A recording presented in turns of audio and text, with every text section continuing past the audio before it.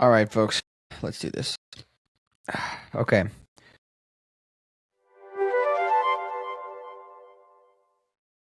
Last night I recorded super late and I watched it back this morning and it was not so good. You couldn't understand me half the time. So, what we are doing today, if anybody missed it, just on Monday, May 25th, Pope Leo XIV dropped his first encyclical, Magnifica Humanitas, which roughly translates to magnificent humanity or noble humanity. And it's a very long document. If I remember correctly, when you take out the bibliography and all the references, it ends up being about 42 pages, I think, 42 pages. I thought I was going to be able to read through it in a few hours on Monday and then make a nice podcast and be done within, 4 hours. That did not happen. I spent all day reading it, but I did read it. I did not just, dump it into an AI summarization machine and come to you here. So we are going through the real deal. And what I'm going to do today is I'm not going to give you a highly scholarly take about this. I am not a theologian, as you know. I am going to focus primarily on just summarizing the key points about it so you understand what is contained in each section and which chapters. And then I'm going to go through the core things that stood out to me personally. Most of those are related to business owners, but some are not. Some were just, to me, the most fascinating or I would say consequential components about it. So again, that's the gist of it.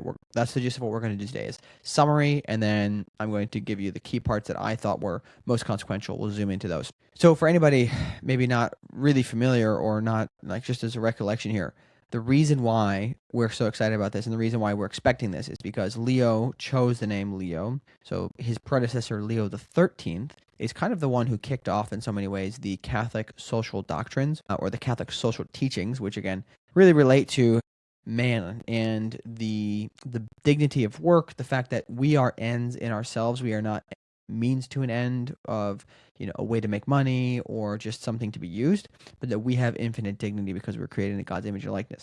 There has not been another readdressing of the new, let's call it industrial revolution, since I believe the last one that really addressed this was Laborem Exercens in the 80s, which is around 90 years after Pope Leo XIII put out Rerum Novarum, which is kind of what kicked these things off of new things. So now 135 years after of Pope Leo XIII, we now have Pope Leo XIV talking about this new industrial revolution, which is really the digital age, the digital era, which is what he talks about. So that's why this is important. That's why he put this out. So before we get into it, let me just kind of summarize the key sections. There are 5 chapters. There's an introduction, 5 chapters, and then a conclusion. The introduction primarily just starts off by explaining why this is important. The key reason being that we are entering a new era. That's what he refers to, that AI is basically a new era, and it presents specific challenges to the common good because of its nature. Chapter 1 is primarily the fact that he's pointing out that the church is not imposing will upon people. It actually walks with us through history and through the challenges of our times, and that it also references, again, things I mentioned just before, the origins of Catholic social teaching with Pope Leo XIII, and then points out that the church is here to help us in the present moment learn how to live so that we can shape the future. Chapter 2 is primarily a restating of Catholic social teachings and really pointing out that the church is not, or Leo is not changing anything from his predecessors. This is something that most encyclicals will do on these topics. At least when I read Laborem Exercens, it referenced all of Leo XIII's writings and said, "Hey, we're not saying something new here per se. We are just continuing to clarify and walk with the faithful as technology presents new challenges." So the key thing being there, it's just demonstrating the continuity. There are a couple new things and very groundbreaking things mentioned in chapter 2, and that brings us to chapter 3. So chapter 3 primarily covers the dangers of AI and how AI is not human and just why that is. It cannot feel, it does not reason. It's just a system, basically a mathematical system that does predictions. And then he talks about the value of experiencing challenges. That's how we actually learn and develop. And that being human does actually mean engaging in suffering. So he's pointing out that the weakness of man, in this case, is a feature, not a bug. Chapter 4 primarily covers truth, work, freedom, and the critique of the attention economy. I'll get into those in detail when we cover it, but really covering the importance of pursuing truth, the value of work, importance of freedom. He talks about new types of slavery, and then he goes against the critique of the attention economy, specifically referring to the hijacking of the human brain using psychology and tactics. Then chapter 5 is primarily addressing war. So Leo is particularly concerned about war and how the fact that war has become much easier to palate because it's become more socialized. So people kind of accept it as an outcome, and he doesn't like that, obviously. And then he talks about how to build a civilization of love. Then he hits the conclusion and final exhortations. So that's the rough outline. Got 5 chapters with an introduction and a conclusion. So now let's go through some of the key observations I personally wanted to go through for each of these. So going to the introduction, the only real core thing I want to call out from the introduction is that he sets up this imagery of the Tower of Babel, or a city where we are going to dwell together with God. And he's referencing Nehemiah in the rebuilding of the walls of Jerusalem, which is a very different type of project than the building of the Tower of Babel. Tower of Babel primarily was for selfish reasons, that people were trying to kind of outsmart God, if you will. It was a love of self in some ways. And the rebuilding of the walls of Jerusalem is a collaborative effort that involves every family choosing or being assigned a part of the wall to build, whereas Babel was kind of like constructed from like an almost like a central planning perspective. So he's pointing out the importance of, these are the two options we're faced, right? We have the option to try to build ourselves an AI god, or we have the option to build a better society where everybody is participating and no one person or no one group are left aside. There's a lot of incredible sentences in here. I personally, even though it's hard to read Encyclical sometimes, when you slowly go through them, there are sentences that just blow your mind, and this is no exception. I highly recommend you still read this when you have time. But there are a couple of these sentences I'll mention that are in the introduction. One is here: scientific discoveries are talents entrusted to humanity so that they may bear fruit. And that's referencing Matthew 25:14 through 30. Interesting that he talks about science as the talent that is given to humanity, not just to individuals. He talks also about, I should mention, that technology is not neutral. It reflects the morality and characteristics of those who create them. So those who devise, it says, in practice, however, technology is never neutral because it takes on the characteristics of those who devise, finance, regulate, and use it. So it's interesting, basically, that technology in itself cannot be seen as moral because of the very nature of it. Our humanity affects technology. That's kind of an interesting thing to consider. He also, again, references the key challenges that AI presents with building for the common good. I'm not going to cover all those in nuance because it will take me forever, but that is pretty much the introduction. There's one last sentence I'll mention from the introduction here. With the heart of a shepherd and a father, I ask everyone to abandon the construction of yet another Tower of Babel and to join forces in building up the common good, so that humanity will never lose its beauty and the world will once again come to recognize the human heart as the place where God desires to dwell.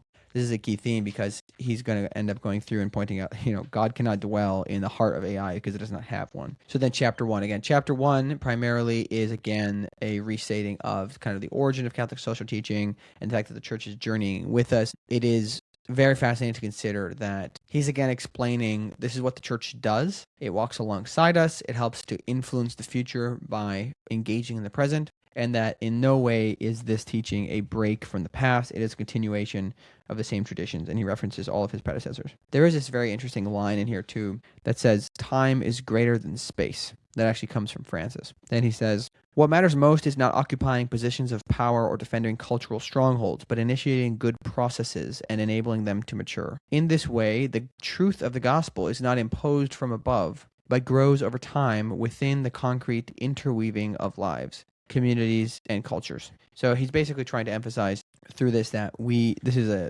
is a together effort. This is not the church saying, here's how it has to be, go do it. It is a collaborative effort where we, through engaging in these dialogues, actually come to a deeper understanding of it.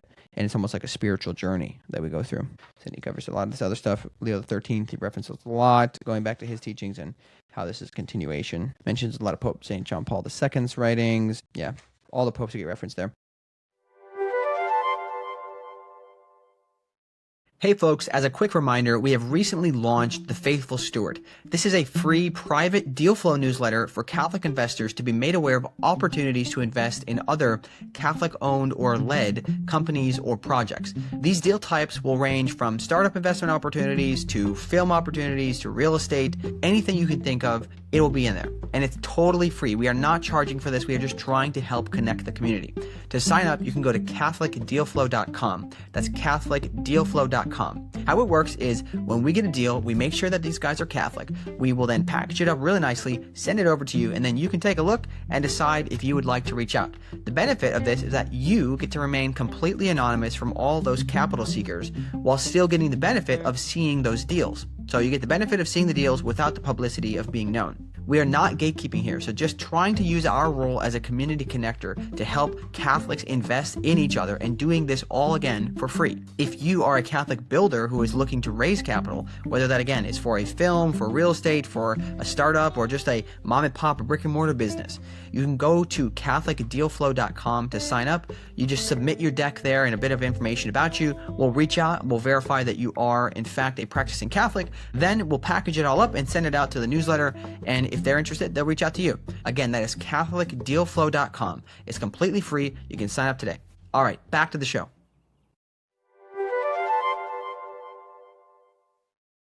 All right, that's pretty much chapter 1. So then chapter 2 is, again, in some ways, a restating of Catholic social teaching. So there's not necessarily, I wouldn't say, tons of new material per se. There are some key things here, but I'm going to go through my core points that I have listed out. So it's, again, restating the core Catholic social teachings, the infinite dignity of the human. Because we are willed into existence by God, we are good and have dignity. That is the core kind of takeaway from that one, is that there is nothing that can take it away, regardless if we are unemployed or not. We have infinite dignity. There's a line here. This is the dignity that belongs to every human being simply by virtue of existing, of having been willed, created, and loved by God. No sin, failure, humiliation, or exclusion can diminish the profound value of human life that God has willed and called into being. So that's a restating of that teaching. He then covers the common good. The next core teaching, nothing about the digital revolution is allowed to harm many for the benefit of a few. This is again, the principle of common good is that some people cannot benefit at the expense of others, and he's restating that, especially in the age of AI. It's really important. And one example of that is there's no laying off people, your workers, just to increase your profit. That is wrong to do. Then he talks about the universal destination of all goods. Now, this is where it gets kind of spicy and interesting. Universal destination of all goods is referring to like the earth, the water, the land, all these things. We cannot prevent others from flourishing and benefiting. There's no monopoly on, all the wheat fields. If you did have a monopoly on all the wheat fields, you would not be allowed to hoard it for yourself. You'd have to share it with those because those people need to be fed. So this is the groundbreaking thing. He says that today, among the goods that are universally intended for everyone, we must also include new forms of property such as patents, algorithms, digital platforms, technological infrastructure, and data. So he's basically saying because of the digital age and because this is a kind of a key component of participating in the economy, we must all have access to these things. So in particular, I thought the data point was interesting. He references that countries need in some ways data to get by and to manage their populations. So those poorer countries, like for example in the global south, they cannot be prevented from having this data. And he basically says that the buying and selling of data as one private thing is not okay. It's very interesting. I don't know the exact implications of that for smaller companies who are collecting data on their people, but it's something that you should look into and try to figure out for yourself. So this specifically talk about data, which you can look up, is in paragraphs 65 through 67. Then he talks about subsidiarity, and we've talked about this before on the writings of the show or the newsletter. But again, subsidiarity requires that not some entity up above on high kind of implementing policies that affect all the people down below, but that people must be engaged in that process. So the communities, let's say in the global south, who are not actively involved in the development of AI, must be consulted and be able to be part of this. He also talks a lot about the state's need to engage in the current time. There's a couple lines I'll read here. Subsidiarity does not justify the state's disengagement, but rather guides its actions. Indeed, public intervention is necessary precisely to enable all social actors to fulfill their mission without being stifled. It is the responsibility of the political community to create the conditions that allow individuals, families, associations, and intermediary organizations to fulfill their mission in society without being replaced or reduced to mere facilitators. So basically saying, hey, like these companies may not be doing the right thing, so you need to step in a little bit and help ensure that families are flourishing. This principle encourages us to move beyond any form of paternalistic or welfare-based management of societal life but instead to promote a culture of shared responsibility. So this is kind of against the idea that, hey, the state will take care of all those who are affected negatively.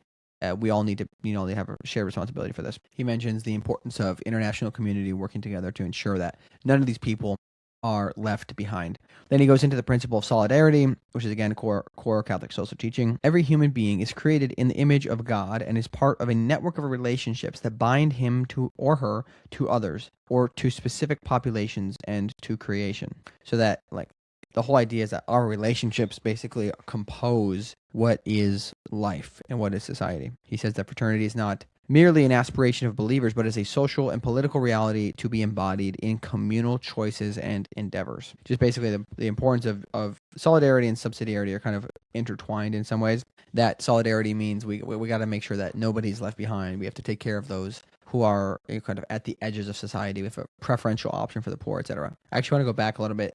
In the universal destination of goods, there's a mention about, I mentioned the part about data being part of the common good, but he also calls for more sustainable technology to be developed for the use of data centers because he references the environmental impacts. And I thought that was interesting because he's not condemning technology and saying we can't use it. He's actually saying that, hey, kind of lean into technology, lean into this ability to be participants in the co-creation of new technologies, but find ways to make them more green. So it's interesting. I just found that pretty fascinating personally. And the last point about solidarity is that people need to be able to opt into a lot of these things by choice. Like if their data is being collected, I know there's examples he references of certain populations being effectively exploited for data around their health or things of that nature, and they need to not be exploited. They need to be able to have a say in choosing to be part of that. Then he talks about the teaching around social justice, how specifically technologies reflect the biases of those who create them. So he just wants to make sure that there is no particular group of people that's excluded from that because it does not reflect all of humanity. And if these systems begin, let's say, issuing, loans based on credit scores or whatnot, these systems, because they are built by people who are in power and they're not,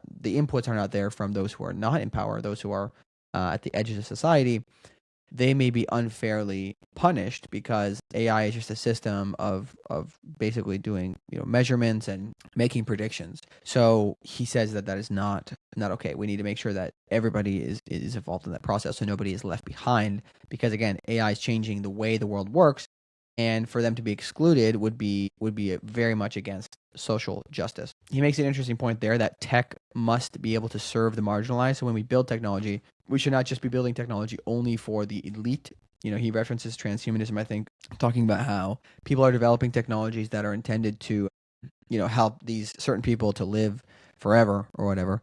And this is, kind of at the expense of the certain people will not have any access to even basic needs of life, where it's like, millions of people are dying because they cannot receive simple technologies when some people are spending all this money on, elaborate technologies that prolong their life. Again, when there should be some attention paid to those who are at the edges of society. Then he talks about how AI should be judged based on how it helps or hinders the ability of humans to flourish. And he ends with an exhortation to the church itself to examine her own actions against these things. He basically critiques the church's lack of transparency in the sexual scandals, the abuse scandals, and he makes a call for her own reflection. That brings us to chapter 3. So again, this is about the dangers of AI, how to use AI, and a couple of those components. So I'll try to go through these. This is really meaty. So if you just want to get to like the really interesting components about what the Pope thinks about AI, I would just skip straight to chapter 3. It is pretty dense. So some of the core things are his concerns about AI at a high level, and the three concerns he has. Well, sorry, there's not just three. Some of the core concerns he mentions are that AI is not human, right? He's observing that it does not reason, it does not have compassion, and that as a result, AI can be a scapegoat for not making a decision. Humans have responsibility when they make decisions because they are culpable to God for those decisions, but also to their fellow man. And AI prevents that from being possible. So he's kind of pointing out the nature of AI and how he's stating unequivocally, hey, listen, this is not does not have a soul. It is not alive. It is not a person. It is a system. It is basically a math system. Then he talks about how to use it, and there's three kind of core things he references here. This is about personal use specifically. In personal use, three aspects in particular deserve careful consideration: the ease with which results are obtained, the impression of objectivity, and the simulation of human communication. So to break down each three of those, the ease with which results are obtained. This one is referring to how it can dull the senses. If people are too quick to rely on or put all of their reasoning, kind of export it to AI, it then leads to the dulling of the senses. I believe it's in this section too that he references the fact that certain things come specifically with time, like education or just like life experiences and wisdom. They come specifically through time, and you can't rush that, right? So you can't just go get an answer from AI, right? If you were to ask AI to summarize this encyclical, it is not the same as reading it and having the pain of reading through it and understanding it and letting it kind of sink into you as you go. Trust me, I know, I just did it. And that is a core thing for us to consider, I think, especially as business owners, to grapple with that certain things, like we got to do it for efficiency's sake and we got to build, but we have to be cautious that this does not lead us to realize that everything is supposed to be optimized. There's another component he'll get into about optimization and humanity, but optimizing for everything and speed is not the most important thing. In some cases, it's important to have that enduring time to study, to learn, to be formed, because having information is not the same as being formed. It's very different. If busyness and admin work are keeping you from growing your business, it's time to call Paraclete VA. We connect Catholic business owners with elite Catholic virtual assistants worldwide to handle your marketing, finance, and busy work. How it works is you pay $500 on the day they start, and if you're still happy after 30 days, you pay another $500. Most roles take less than 10 days to fill. To get started, just email admin@catholicfounders.com with a little bit about what you're looking for so you can get back to doing what matters. The second one is a fake objectivity. We kind of referenced this before, that AI likes to present itself as objective, but because it is built by people and kind of designed by people, it has the same biases that those people have. So we have to be cautious to recognize that, hey, AI can be a tool, but we got to recognize that even though it appears objective, it is not objective. He states that very clearly. It is not objective. And we need to be aware of that. And then the final concern about personal use is simulation of human connection. This is the core critique that Mark Barnes has brought up in his debates about AI, is that it's simulating human connection, and because that is not possible through talking to an AI or conversing with an AI, that it's wrong. Now, he's basically saying, now, Leo didn't say anything explicitly around the importance of not using AI, but he did say people who are undiscerning could be kind of duped by it and turn to it for very sinful reasons. It could become a very big vice, but it could also lead to the lack of desire to have any communion or discussion relationship with other humans. So he's a little bit worried about that. The title of that section, by the way, is A Valuable Tool That Requires Vigilance. So he's not discrediting the value of it, but he's saying, hey, we got to be careful. And then he does address the use of AI in society. Again, this references the point around AI being used widely affects society because of the infrastructure. He points out this is not, some magic in the sky. This is real stuff. So as a result, there are societal costs, if you will, the energy costs, pollution, etc., that he references. It's really important to mention this too. He says that AI is never a purely technical solution because it touches people's lives, or wherever it touches people's lives, there are consequences. When it enters processes that affect people's lives, it touches on rights, opportunities, status, and freedom. Important and sensitive decisions concerning employment, credit, access to public services, or even a person's reputation risk being fully delegated to automated systems that do not know compassion, mercy, forgiveness, and above all, the hope that people are able to change. Pretty profound line there, that we cannot be doing this for the sake of efficiency because it cannot be human. Like that's part of what makes us human. Then he generally spends a lot of time critiquing the technocratic paradigm and the transhumanist ideologies. Basically, what he's trying to point out through that is that human weakness is not something to be optimized away. If we start to see everything through a technocratic paradigm, we will then be focused on efficiency overall, efficiency at the expense of anything else, even if that means the expense of humans. And when we focus on efficiency over everything, then we view ourselves as a project to be optimized, which usually is trying to eradicate pain and suffering. And his point is that no, pain and suffering are part of the human condition. It's actually part of how we learn, how we grow in wisdom. And this is not a bug. It is a feature. He says that being truly human is to experience relationships, compassion, and grace, something AI can never do. And then the only upgrade that we can have, this is a banger. The only upgrade that we can have, the only to the transhumanist point, is by receiving God's grace. So take that, Brian Johnson. There's a couple other parts in there. Again, it's very dense. Chapter 3 has a lot to it, but those are the core points. Again, I think that last part around grace and the fact that human suffering and weakness is not something to be eradicated, but it is part of who we are.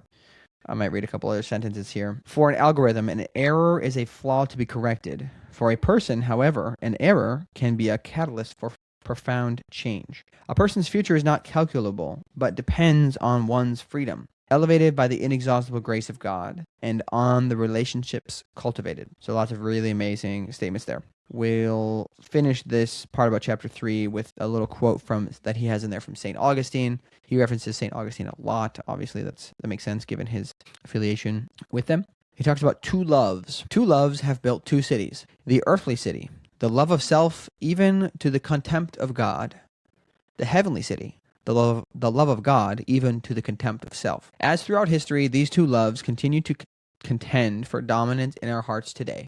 The age of AI is no exception. The construction of Babel or the rebuilding of Jerusalem begins with each one of us. And then we go into chapter 4. Now, chapter 4 primarily covers, again, truth, work, freedom, and critique against the subjugation of humans by hijacking their brains through psychological means, mainly referencing probably organizations like TikTok and Meta. If Zuckerberg reads this and changes his ways. I know Tim Connors would like that a lot. To cover these as briefly as I can, the focus on truth is, he says that it's very important for a society to pursue truth, because if it doesn't, it is not good for society, and it ends up leading to really bad outcomes in democracy. So he just points out the importance of pursuit of truth. He does have this line that says something like, truth is not a private property of elites. I thought that was pretty good. Truth is not private property of the elites. That's not a direct quote, but he says something like that. Then he talks about work and the dignity of work in the face, especially of mass unemployment, which is what AI is usually believed to be bringing. He restates that work is valuable and is not something to be solved for. So people are the end, and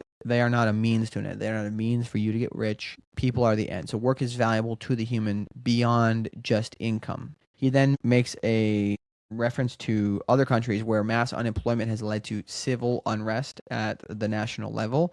So he's trying to warn us against that. Say, hey, if you want, maybe just from a self-preservation perspective, you should be cautious how many people you're going to be putting into the underclass of underemployed people, because it will lead to challenges.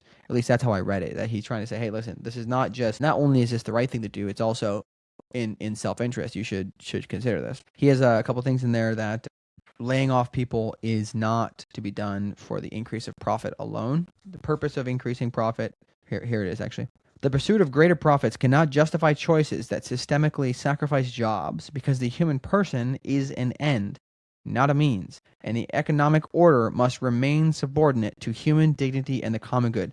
So business owners, please understand this, that business is not only for the sake of making profit. I know that capitalists will say that, and even I've argued with a lot of Catholics who are capitalists and who are investors, and they talk about this, but it is very clear that we cannot be intentionally laying off people just to increase profit. There is the necessity to survive as a company, but surviving as a company is still not as important as making sure that every person under your care is treated with human dignity. I just want to point out that there are going to be trade-offs. There will be times when you have to choose profit or greed or personal gain or human dignity. And we must choose human dignity every time, especially as Catholic entrepreneurs. We have to be the ones to hold the line and uphold these things. A couple other components around the work section is that young families, he references the need for good employment wages so that young people can start families without being worried. He references very briefly the fact that effectively young people are concerned about these things, and it's part of the reason they're not starting families. He also points out that because of some of the unrest and some of the challenges that are going to be faced, that states should get involved and try to foster environments that increase the number of employment or the number of companies that are offering employment. And there's one other thing that was interesting there, which is again another example that points to the value of work, which is that we are not just to give money, because money is not the only thing. We need to have work. Work is good for our souls, which is why we don't just give money. We actually help train people so that they can work. Then on the topic of freedom, he basically points out that there is a new slavery happening, which is I think there's three core things he references there. Number one is the people who are training these models. He references that they're oftentimes being forced to sit very long hours for very low pay, watching just degrading, disgusting content that they have to label, pornographic images, and just the worst things that somebody could be subject to. And he points out that as a sort of slavery, as well as the child labor that's happening in many cases to mine, like cobalt, for example, some of the materials that are used in producing chips. He says that this has to be has to concern us, because we are complicit in propagating a slavery of the modern eras, and that companies need to examine their supply chains and figure out how to solve this, because this is not okay. Even as individuals, we have a responsibility to be involved somehow to try to help solve this. And then the third core slavery is more so around what's happening on top of this digital layer, which is the human trafficking epidemic that we have.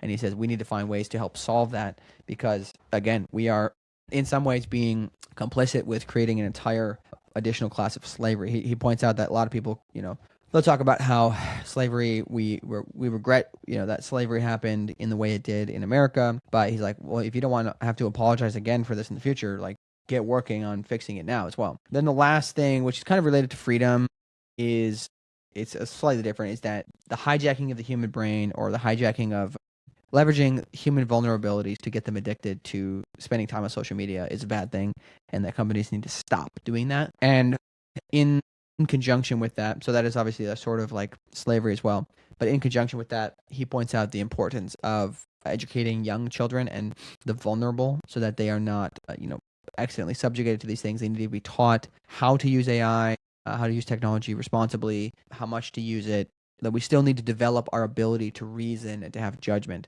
So he talks about the education system and the role of the state getting involved in that, and making sure that, schools themselves start to recognize that, we don't want to just like give our kids smartphones. We need to really focus on the dangers there. He specifically calls out the dangers of young children having smartphones, for example. That's pretty much chapter 4. Ready to do business with people who actually share your faith? Join the Catholic Founders Guild today. For just $100 a year, you get access to our membership directory, expert-led monthly calls, and a network of potential investors and partners. There's no heavy time commitment, just a shared belief that we are all called to be instruments of God's will in the world, and not our own. Upgrade your subscription at catholicfounders.com/subscribe. I'm confident in saying it's the best $10 a month you'll ever spend on your business. See you in the Guild. So then chapter 5, it largely focuses on the use of AI in war and the current environment making it easier for us to accept war as an outcome as people, and then how to build a civilization of love. The core things I'll mention here are that he states his frustrations around the world's focus on power rather than discourse, saying something to the effect of that, whoever has power thinks that he has the ability to rule, which is not what he wants to see. He doesn't want people thinking that, oh, just because I have the power means I have authority to rule, because authority comes from God and requires the respect of people. He talks about the importance of humans being in the loop with any lethal technologies. There cannot be an AI that is pulling the trigger, basically, is what he's saying, because AI does not have compassion. It does not see the eyes of the person on the other side. And I mean, he's just unequivocally like, this is not okay. This must stop. This cannot happen. So he acknowledges that basically in war there will be some war, but he's saying that in war this cannot happen. It is unacceptable. Primarily, that is important because it takes the culpability of killing off of humans, and it could be very easy to be like, oh yeah, it's whatever, it's under the rug, because it reduces the person on the other end to just a data point, right? That could be victims, civilians getting injured. It could just be the actual, aggressors on the other side, but it still changes them to a data point. Literally, they are just a data point to the AI system rather than a person that is being affected by another person. In general, he's spending a lot of time just trying to get people to focus on the importance of peace. He talks a lot about the bolstering of the international collaboration and community. He's a little bit frustrated by the weakening of the UN. I want to talk to my friends about this too, because I generally am a little bit cautious about the UN myself, so I'm curious how to reconcile some of those things. But I think that he just wants there to be peace and wants there to be respect for human life is what it comes down to. Then he also says that we have to be cautious that we don't say, oh, there's nothing I can do about this, I'm just little old me. He really wants us to understand that each of us has some responsibility and ability to affect the future by engaging in the present. And then he shifts over to how do we build a civilization of love. And some of the core things are there. We all have to do our part. Nobody is too small. We can only have peace through justice. It's important that we hear the perspective of victims, because through hearing those, because we're human, we experience emotion when we hear those stories. And that will change the way we make decisions in things related to war, etc. Then he asks us to replace our culture of power with a culture of negotiation, saying that currently this is not really happening. A lot of times people are just resorting to violence first and then trying to negotiate later. And he points out that wars are much harder to stop than they are to start. He really focuses on having us pray and hope. Chapter 5, there are some interesting components in there, especially if you work anything related to defense and AI systems, but probably the most interesting part for most of us will be the core 5 things he mentions around building a civilization of love, and I'll just read the titles of those. We need to use disarming words, basically use kinder words. Building peace through justice. It's relatively technical. I'm not going to get into that one. Adopting the perspective of the victims, which we mentioned. Cultivating a healthy realism. Basically not giving up on the world, saying that there are ways that we can change and fix the world. And then reviving dialogue. He points out a lot that's very important, that there's just one line I can read here. Our neighbors are not first our enemies, but our fellow human beings. Not criminals to be hated, but other men and women with whom we can speak. He's really pointing out that, again, back to this principle of solidarity, that humans exist inside of relationship, and we need to have more of that. Relationship is akin to dialogue. So he wants us to really focus on that, because we cannot build a peaceful future if we are not, as individuals, dialoguing. So to put this in perspective, a very simple thing all of us can do is we can get to know our neighbors. How many of us don't know our neighbors? We can go knock on our neighbor's door, get to know them, just tell them, hey, I'm here if you ever need help with something. If you ever need help, fixing the shed or painting the garage, or whatever, like, I'm here. And having that dialogue is important. It's a good place to start. And everybody is capable of that, not just diplomats and presidents. Then the conclusion. So the core things here, again, salvation and mercy are available to all ages through God becoming man. So pointing out that, hey, even in the age of AI, God's mercy still extends to this age. He points out the fact that we are all one through the Eucharist, which I love. It's my favorite thing to think about, that through being one in the Eucharist, we are also it is in some ways our sacrifice that happens at the Mass, right? I don't know how to explain that one very well. It's kind of mystical to me, but in general, he wants us to understand that we have a responsibility to the world, because our fellow man being hurt is like us being hurt, right? Basically what he's getting at. And then he again restates what he mentioned at the beginning, that the church is an active participant in the present in order to shape the future. I think this is a critical thing for all of us who are high achievers, who are high agency people, to really drill into our heads that we can shape the future by engaging in the present in these ways. Then he kind of ends with this very nice example that we have the construction site of our time, and that each person has a role to play, has a certain number of bricks to lay in order to build a better future, build a civilization of love, a civilization that welcomes our fellow man and that treats each other with respect. There's a part, there's a part of this wall that we can go pick up our tools and start building, and that's what he calls us to. Then finally, he wraps up with this very interesting reflection on the fact that God came to the world through the lowliness of a single young woman. And the world didn't really know what was happening. The world had all these challenges with the Roman Empire at the time, and there was all these issues. But despite all that, God still chose to come to the world at that time. And he's pointing out, God can come to the world again through us, through this lowliness, through this situation of the world's challenges, through us as individuals, whether we have power or not. He can come to the world now through us. We just have to engage. And I'll read some of his closing lines here. With the same faith as Mary, let us become weavers of hope in our world, sharing who we are and what we have, so that the presence of Jesus may grow among us and his kingdom take shape. In the humble fidelity of daily life, even the era of AI can become a time in which the Holy Spirit brings about the civilization of love in our lives. Indeed, the Lord continues to make all things new and offers every era the possibility of becoming part of salvation history in the light of incarnation. Very beautiful. Very, very beautiful. I again encourage you all to read this, but those are my core takeaways. There is way too much in this document for me to just say, like, here's the core things, only focus on these things. But I hope that this gives you at least a quick understanding of it and gist of it. I do believe it's necessary for me at some point to maybe do a little bit more deeper dive into some of the implications of those big items mentioned for business owners. But again, the core things for me were data points, data being a common good. In this age, we all have a responsibility to help create the future that we want. Nobody is off the hook, basically, and that we need to use AI wisely. We shouldn't just use AI for everything, and we should not focus on optimizing and making everything efficient, because it could lead to the degradation of humans. So with that, we will end there. That is enough for today. Thank you for listening. If you have any particular questions for me about the encyclical, I'm glad to chat about it, or feel free to shoot me a DM. But thank you guys so much for tuning into Catholic Founders. We will see you next time.